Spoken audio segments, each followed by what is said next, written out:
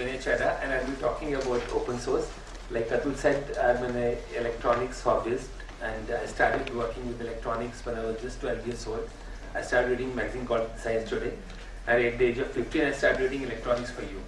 So for last 35 years or more, I've been reading EFI, and I'm thankful to Mr. Chopra for introducing me to this thing. So today I'll be talking about open source electronics. I said I've been using with the electronics for last so many years, and for last few years I switched over to open source electronics. In fact, open source electronics is very ideal for our country. सस्ती है, सुंदर है, टिकाऊ है. इससे बढ़िया और कुछ नहीं है. It's so quick, you can deliver the product as soon as possible compared to a proprietary source information.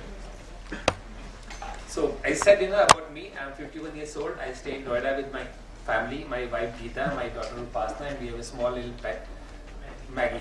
Yes. I'm an electronic hobbyist. Technically, professionally, I'm working for last 33 years in a company. I've spent around 18 years in a company called DCM, TCL, and Intercon. And right now, I'm at Amity University campus in the Amity Innovation Incubator. We have got a lot of customers. We've designed products for Delhi Metro, for Videocon, for Promise, and other companies. We have made products ranging from tape recorders to washing machines to elevators to traffic lights to bathtubs, and the today's focus of course is on Arduino, Android, and Internet. Okay, so how do we use open source and why do we use open source? The biggest advantage of open source is that, like I think Ajay mentioned some time back, you don't have to reinvent the wheel. So what we do is that there are a lot of companies in the world, there are a lot of hobbyists in the world who keep on making different products. So and they open source them. So use their technology, use their information, and they are not patented, they are already open source. Use their products and start working on it. And Arduino is one such product that I've been using for last 2.5 years. It's made by an Italy-based gentleman. You can take up Arduino ready-made hardware board and a lot of ready-made softwares, ready-made libraries, and start working on them. I'll be talking a few case studies and I'll be giving you a small demo also. For example, we made a traffic light manual control box using Arduino, Android phone, and few internet-based devices. We were able to deliver it in just 3 days flat. Why? We picked up a ready-made Arduino board, we picked up a ready-made Arduino library, a ready-made Android phone and its applications, and we were able to make a working prototype and show it to our customers, that's the Traffic Police of Delhi and Traffic Police of Noida, in 3 days flat. They were really impressed. Similarly, we made a product for ATM machines where you see a lot of air conditioning and security systems. Again, using Arduino, Android, and other things, we were able to make a product and give it to show a demo to our customers. The final product still do take some longer time. Okay, how do we start working on an open source product? Like you can take up an Arduino board or add up a peripheral. You can buy the ready-made board with lot of some peripherals built onto the board. Take ready-made libraries and start working on them. When I started Arduino around 2 years or 3 years back, we picked up the board with a lot of different peripherals like temperature sensor, like USB to serial converter, memory, ULN ICs, LEDs, and displays.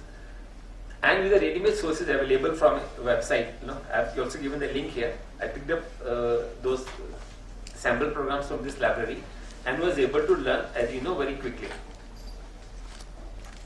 This board Arduino has a standard AVR 80 Mega 328 microcontroller, standard LCD, standard RTC from Philips, standard E2P from I2C bus interface, infrared sensor, light sensor, temperature sensor. In fact, all the boards are ready-made standard boards, ready-made libraries, and using these libraries, you can juggle up and make commercial products. We got around 12 to 13 different sample programs, starting from saying hello word to making a complete product can be made on these things. Later on, a few weeks back, we started working on a microchip IC also, because microchip came out with a 32-bit controller, where 8-bit can't do it. The 30-bit faster controllers can do it using their microchip kit. They came out with the same Arduino library, so that you maintain that your investment on software, and using a higher, faster, and bigger hardware, you can port the boards on this thing. Again, there is no reinvention of wheel. Whatever you have developed, the same library, same customer's library, you can use it Arduino also. Okay, it is not that simple also, because once you make a ready-made library, you still have to customize the product. The customization definitely take a longer time. But the biggest hurdle for a design engineer or when you are getting an order is to show a proof of concept. So Arduino and open source library, they save you a lot of time in making initial proof of concept, which can be done in a matter of few days or at the most in a week's time. Atul मैं set कर दूँ तो मेरे दूसरा वाला laptop लगा दूँ. Fine. There is one more case study that I've shown you. We have made a product for monitoring power consumption of power consumption of the residential housing society using a generator sets and a power meter. This is a block diagram of that particular thing. And again, I said, within a few days' time, we were able to deliver it up. For that particular product, we taken up the this internet program from this website, Open Source Energy Monitor. They give an internet program, open source program. It was not piracy. It was not stealing anyone's patent. They made it open source. We copied it up, modified it as per our use. Sorry. The Arduino library gave us some source thing, and for GSM we picked up this GSM module from a website. We bought them and used their libraries, and we are a working product. Similarly, for a streetlight control box, we picked up open source library from Arduino, GPS from one other source, and again we are a working product. For a security camera, we picked up again some ready-made software, ready-made hardware, and we were able to do it. But open source is not the final thing. First of all, this is not always free. You need to refer to the license. Sometimes the license says this particular application is only for hobby use. Sometimes it may be free for commercial use also.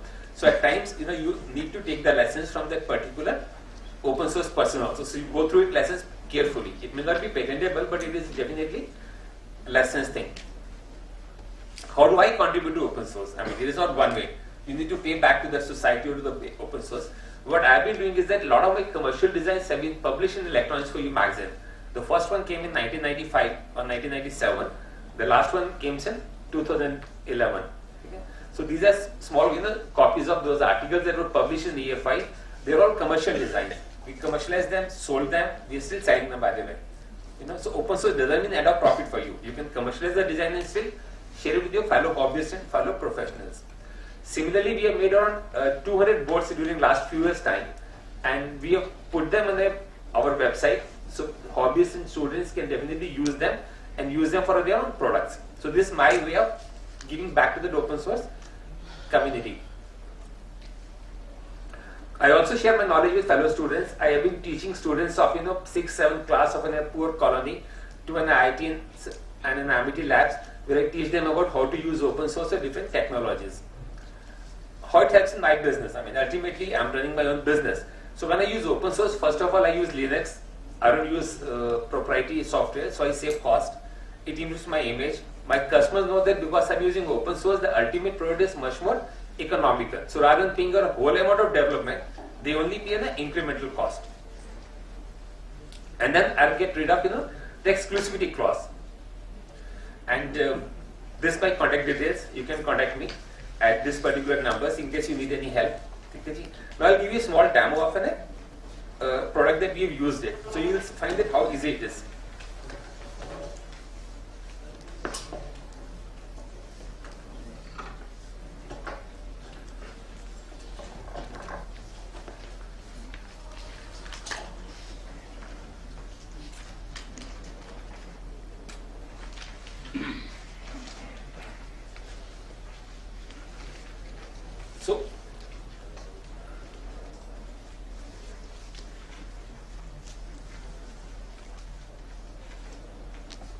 Okay, so here is a typical Arduino program.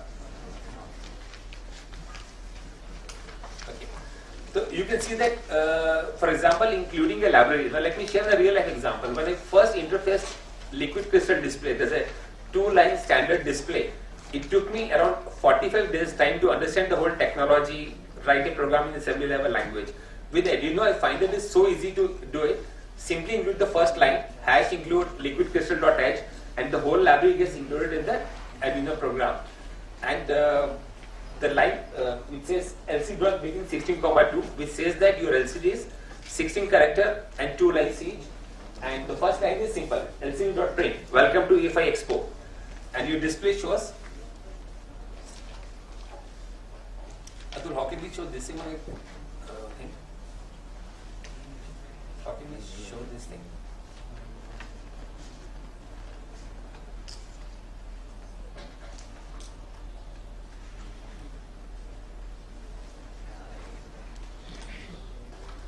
Fine, it is not really clearly visible on camera. So with this, 3-4 lines, you are able to write a simple text on LCD display. Of course, this is only demo purpose.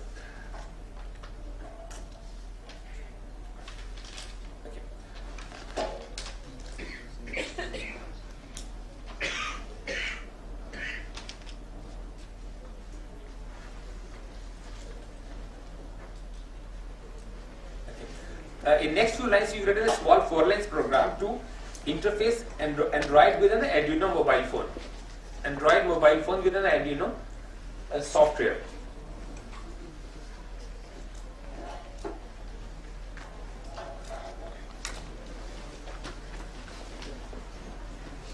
Fine. So within the loop, you can say that it says if serial available, if serial port is available, you get the data and send it to Android phone. I mean, you're not able to see it here, but if you look at the demo here, you find that whatever you type on Android phone screen, it goes onto the LCD screen of Arduino, and whatever you type on Arduino by using keyboard, it goes onto the Android. So using these 6-7 line programs and reading the libraries of Arduino and Android, you have a working interface between mobile phone and an electronic hardware. Quick. That's it about that open source software. Now I look forward to your questions.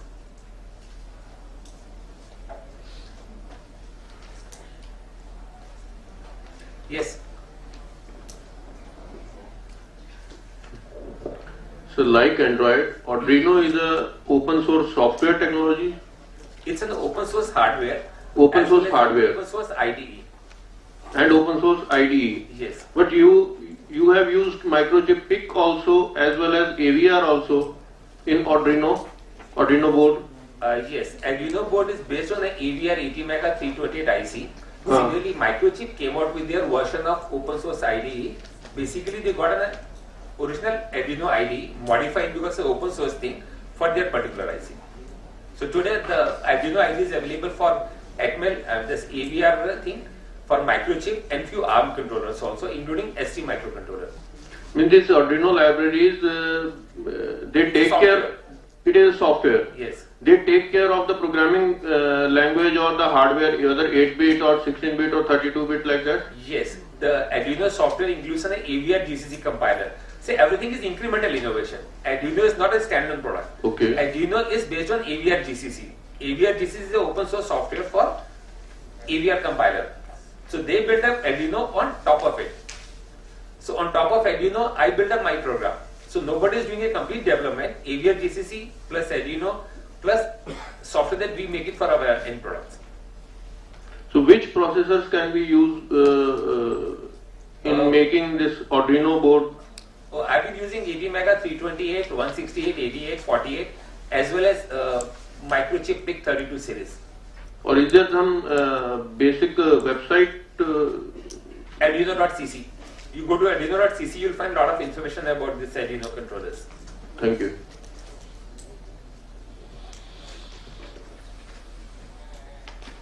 Yes. Sir, Arduino compiler will also compile the program for microchip PIC. Arduino have a different versions. The normal Arduino which is available from Arduino.cc works for 80 Mega 328 and 168 series. For microchip products, there is a different compiler from microchip side. It's MPID some number. So it's a specific to a particular controller. So will we able to use the same library for PIC? Oh yes, that's the biggest advantage of open source with Arduino, that whatever software we have developed for 8-bit controller, the same software gets ported to 32-bit quickly and easily.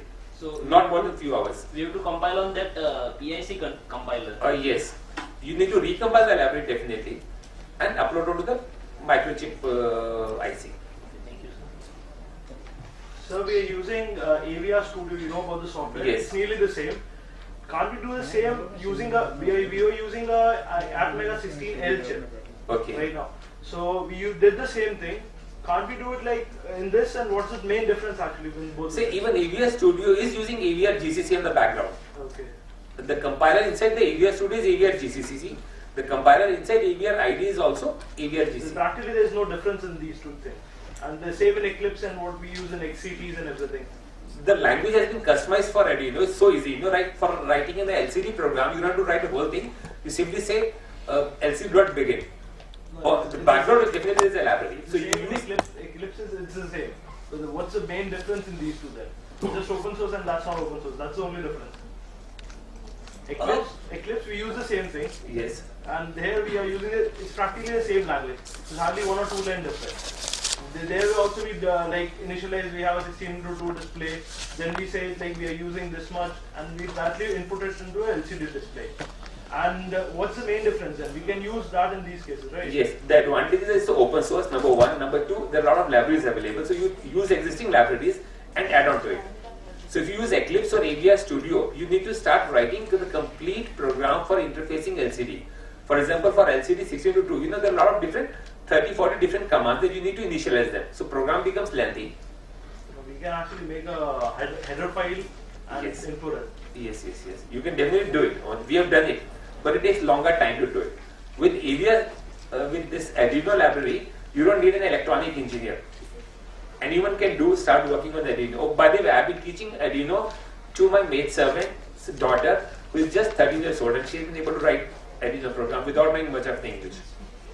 We have shown this slide. We have taught number of kids, of a Begumpur Islam small colony. It's a poor colony, and we have taught Arduino to a number of students there.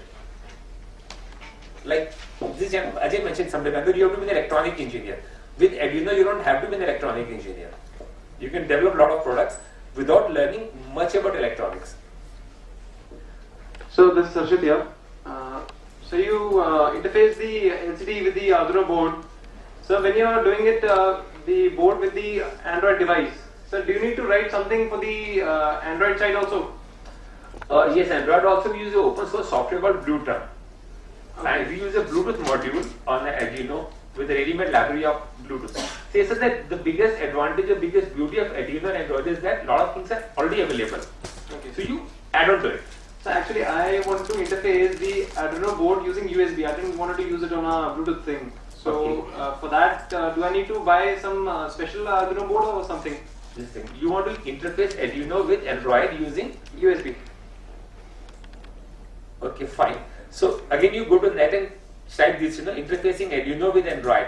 Okay. Then you'll come out with a link that says that use PIC IC, PIC 24 series IC, ready-made program, and interface it up. So actually I bought the board he specified. It's actually a Google project. When That's Google right, launched American. that, the Motorola or a Samsung tablet, and then they interfaced it using a 2560 Arduino board. And they've also given the sample Android APK program. Yes. And when I assembled all these things and burned the sketch on the Arduino board, it didn't respond anything.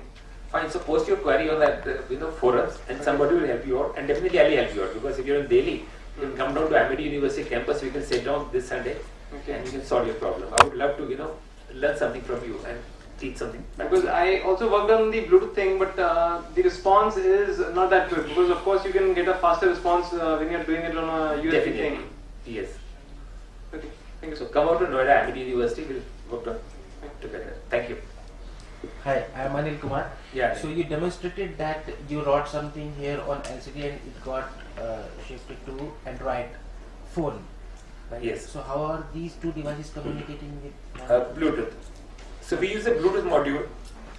in Android hardware? already has a Bluetooth program and interface them. I think because this I'm not able to show on the screen. My colleague will show you the demo. It's here. It's 7-line program and it's standard hardware. Okay.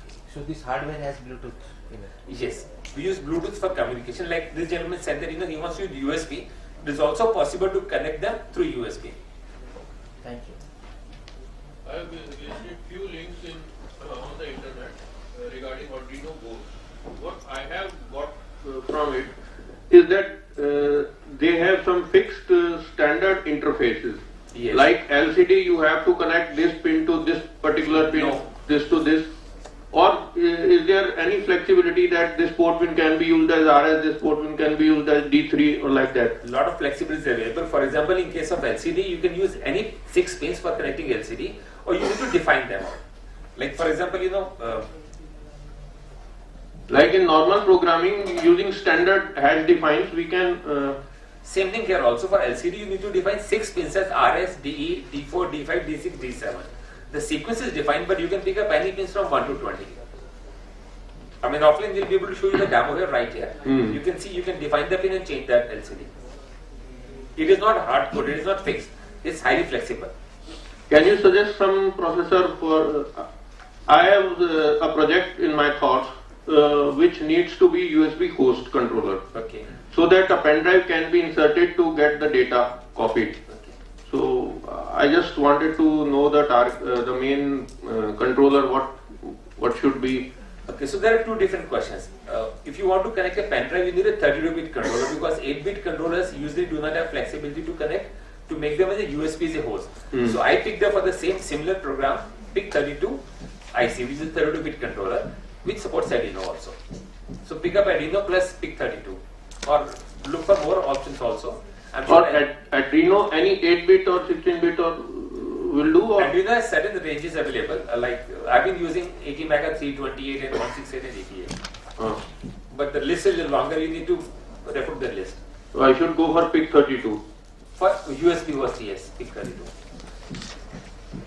And one chip is there for FTDI Vinaculum. Yes, They have USB host. yes. So you can use that also along with Arduino, but the chip is expensive. So we Okay. decided, because of the commercial reasons, we decided to opt for PIC32. Okay. Thank you. Thank you. We just have time for one last question.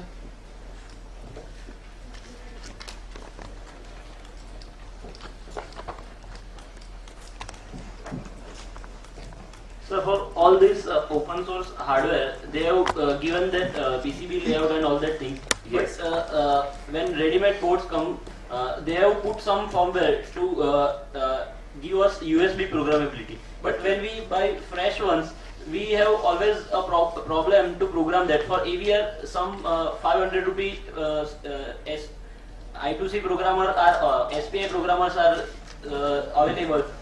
So we have to purchase for every company that we want to program PIC, then we have to purchase that programmer for PIC. We want to program AVR, so that we have to purchase another programmer for AVR. Definitely. For example, I've been using this USB ASP, again another open source things available from internet. It just cost me 300 rupees to build up this controller. Or you can buy this similar controller from a lot of sources, including EFI, Skits and Space, at around I think 600 or 700 rupees. But yes, you need to buy different controllers, different programmers for different series of controllers. Like I have a PIC2 for microchip and USB ASP for all series of 80 mega ICs. But they are very low cost, 600, 700, 500 rupees. You spend your own time and you even save some little more money. So thank you very much, friends.